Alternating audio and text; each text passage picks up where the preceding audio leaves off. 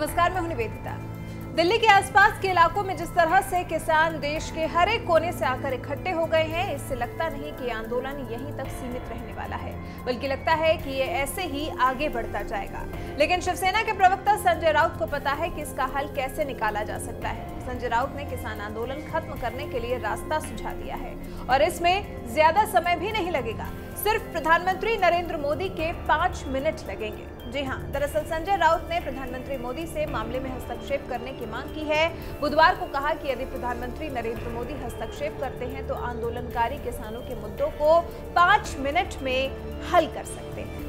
राउत का कहना है कि बीजेपी की एनडीए सरकार को उन किसानों के साथ बात करनी चाहिए जो दिल्ली की सीमाओं पर केंद्र सरकार के 3 कृषि कानूनों को निरस्त किए जाने की मांग को लेकर पिछले 22 दिन से आंदोलनरत हैं। संजय राउत ने किसान आंदोलन को शांत करने के मकसद से अपनी बात रखी।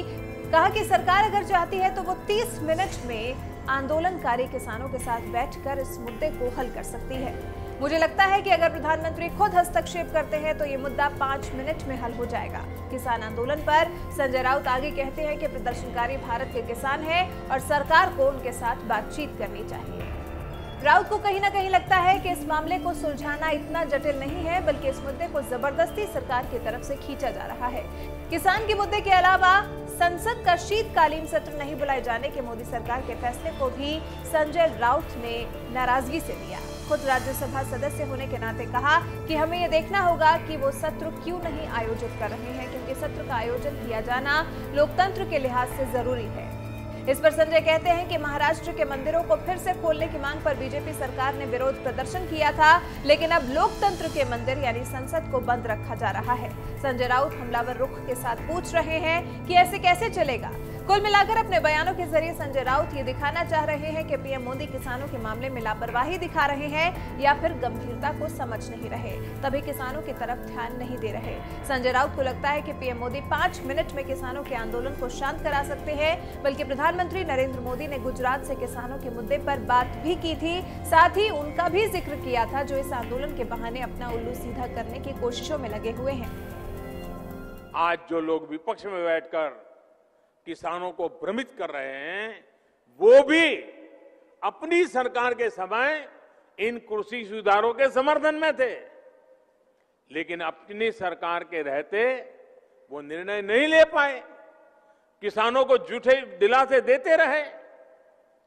आज जब देश ने यह ऐतिहासिक कदम उठा लिया तो यही लोग किसानों को भ्रमित करने में जुट गए हैं।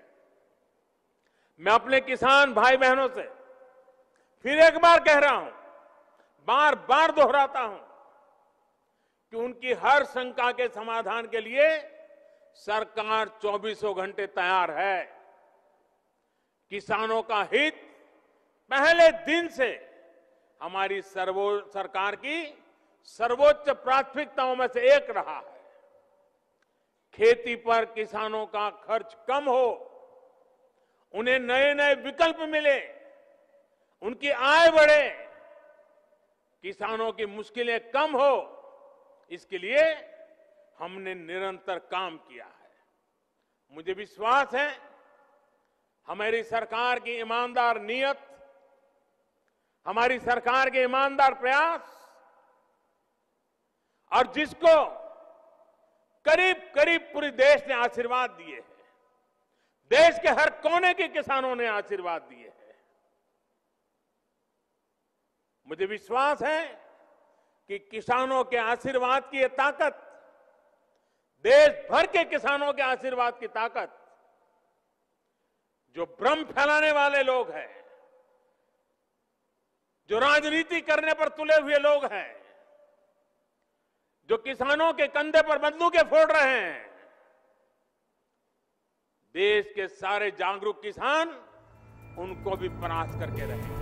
फिलहाल इस मुद्दे पर आपकी क्या राय है? क्या आपको भी लगता है कि पीएम मोदी के 5 मिनट इस आंदोलन को खत्म कर सकते हैं और इस बार कोरोना को लेकर शीतकालीन सत्र न बुलाए जाने के फैसले पर भी अपनी राय हमारे साथ जरूर साझा करें।